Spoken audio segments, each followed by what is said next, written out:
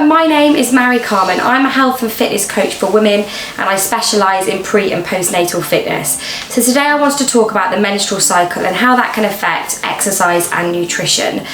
So obviously this is just guidance, everyone is different, but as a general rule the menstrual cycle is around 28 to 30 days long. And it's split into two phases. You've got your follicular phase, which is the first half, and the second phase, which is the luteal. And there's two main hormones that play a big part in the menstrual cycle. That is estrogen and progesterone. And a lot of the time when we're feeling low in energy, higher in energy, it's to do with what's going on with those hormones. So as I said, the first phase is your follicular phase. So days 1 to 6 is when you have your period. So this is when you're going to feel at your lowest. Your estrogen and your progesterone levels are at their lowest. You're going to be bleeding. It's really about listening to your body and just taking each day as it comes. With regards to exercise, what I say to all of my clients, if you suffer with, bad bloating, PMS, bad period pains, and you just feel very, very tired whilst you're on your period, then this is all about doing more walking, lots of yoga, exercises that will really make you feel better, not necessarily really push you too hard. So focus on those kind of exercises. And with regards to nutrition, focus on getting those whole grains in, lots of lean proteins, lots of good fats. You might feel a little bit hungrier whilst on your period, and you might have sugar cravings. I tend to get my cravings before my period starts, but many of my clients can have them when they're actually on their period.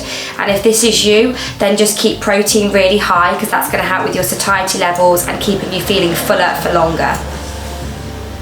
So once you've finished your period, you're going to enter the second stage of the follicular phase, and this is days 7 to 12, so before ovulation. And with regards to your hormones, your estrogen levels are going to start to increase to prepare your body for ovulation, which will mean that you're going to feel a lot more energized. And with regards to your exercise, this is when you really want to focus on getting back to your normal exercise regime. So if you are somebody that lifts weights, this is when you're going to be lifting heavier weights. It might feel a bit easier. You might want to go for a PB. If you're a runner, you might want to challenge yourself to run a little bit further, run up that hill a bit faster. Whatever it is, this is when you are going to feel at your best within your cycle. And with relation to your nutrition, it's just about keeping that balanced diet again. Whole grain carbohydrates, green leafy vegetables, lots of good fats, oily fish, and lots of lean proteins as well. Just aim for a nice balanced diet. And when you're laying up your plate, think about half green leafy veg, quarter carbohydrates, quarter protein, then you can't really go wrong. And then we move on to ovulation, which is around days 13 to 15, and this is when your estrogen is at its peak. So again, you're going to feel high in energy, so continue to work hard with those workouts if you feel like it. Some of my clients actually do say they can feel quite tired around ovulation and quite bloated. So if this is you, then just keep a note and just go with how you feel.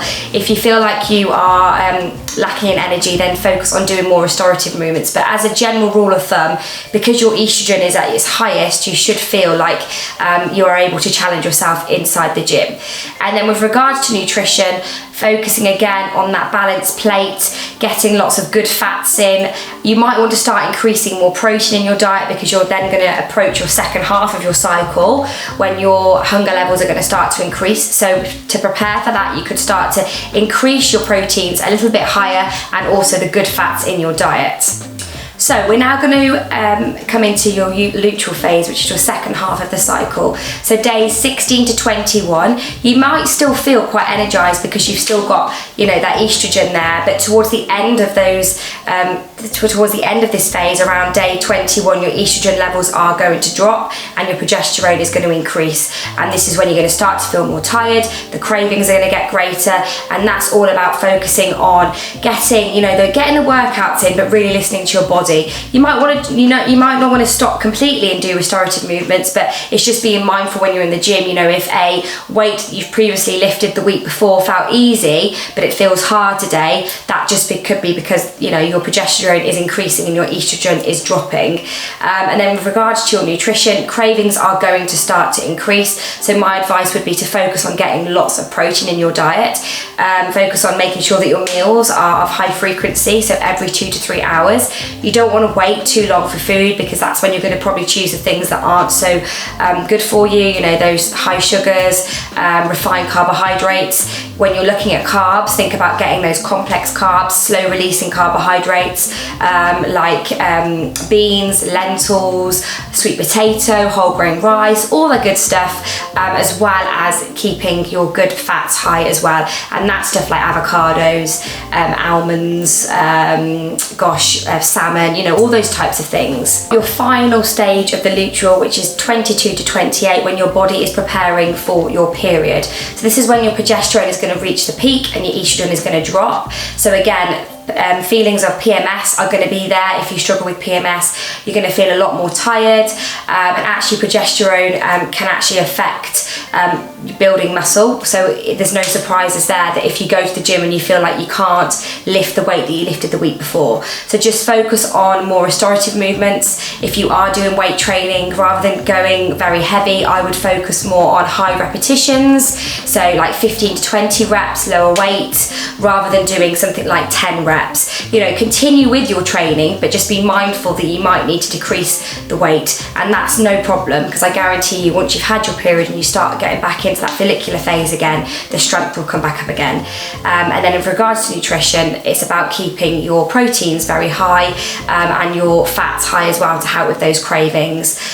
You are going to have that PMS, so you will really feel like you want the sugar and the carbs, so just be really mindful of that, and just make sure you're eating every 2 to 3 hours. Something that I really enjoy when I'm close to my period is a rice cake with peanut butter on top and a banana, or a few squares of dark chocolate, and that just seems to curb the sweet craving.